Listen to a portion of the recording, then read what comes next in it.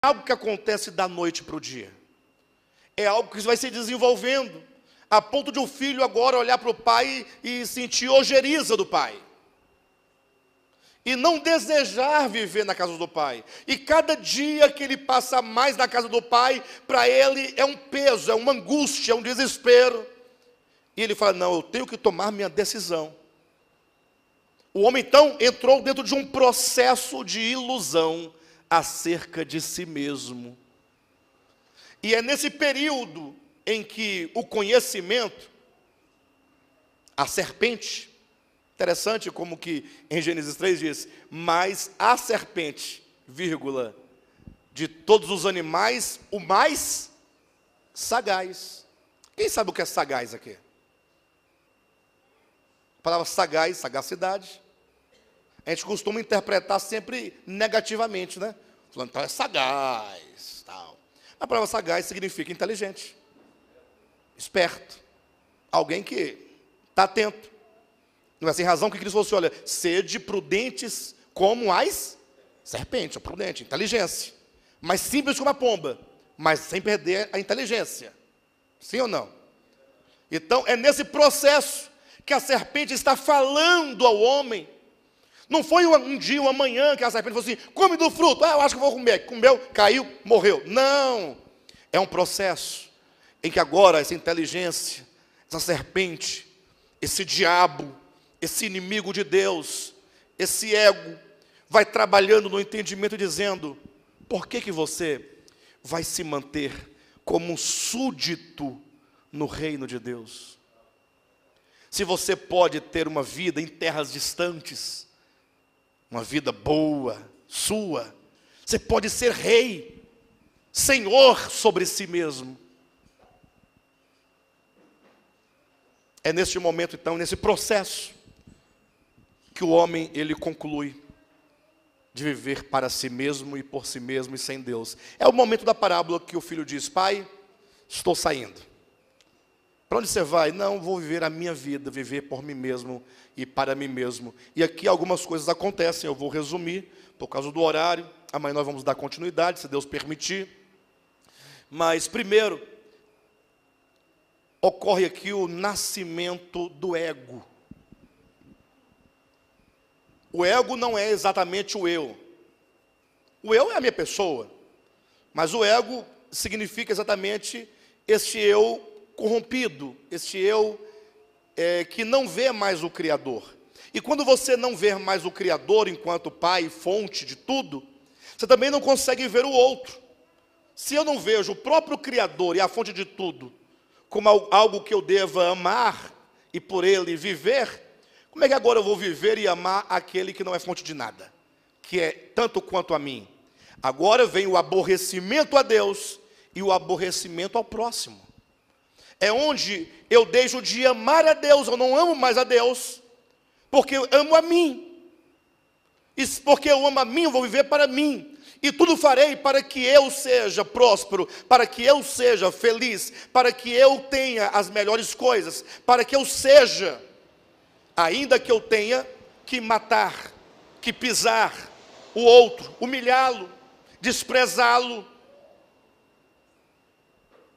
E é neste momento então, que o homem não amando a Deus e não amando o seu próximo, esse ego é o sentimento e o desejo de uma alma iludida em si mesma, que agora requer e exige tudo para si. O homem agora se propõe a construir uma vida sem Deus, independentemente de Deus. Neste momento, o mundo criado se torna um mundo diabólico. Sabia que a palavra diabólico, que vem de diabo, tem uma raiz die, que significa separação? A palavra diacrônico não quer dizer ao longo do tempo, ao longo de um período, e portanto separado, ao passo que acontecimentos que ocorrem sincronicamente, ocorrem ao mesmo tempo, e portanto tem que estar junto, ou não? Diacrônico tem a mesma raiz de diabólico, Ou seja, o mundo se torna diabólico, o mundo se torna fragmentado. O diabo, enquanto ser caído, Lúcifer, a criatura, se torna, portanto, enquanto criatura, o símbolo maior. Não disse que ele não é, e que, no sentido de não existir. Ele, enquanto criatura, caído, se torna o protótipo de todos os seres. Ele é pai de todos aqueles que, à sua semelhança, foram tomados pelo mesmo sentimento. Quando Lúcifer disse, subirei acima das mais altas estrelas, e lá do lado norte estabelecerei o meu trono, e eu serei semelhante ao Altíssimo. O mesmo que a própria serpente diz para Eva, para a mulher, para o homem lá no Éden: no dia que tu comerdes esse fruto, serás como Deus. Mas como eu posso ser como Deus, se eu sou criatura e Ele é Deus? Se Ele é criador, eu criatura. Se Ele é pai, eu sou filho. Se Ele é fonte, e eu sou uma mera existência, resultado da vida que é Ele. Esse nivelamento entre criatura e criador, pai e filho, é o que gera tal sentimento de independência. E então o homem, Gênesis 3, o filho da parábola, ele sai. E diz a Escritura que ele foi habitar uma terra distante.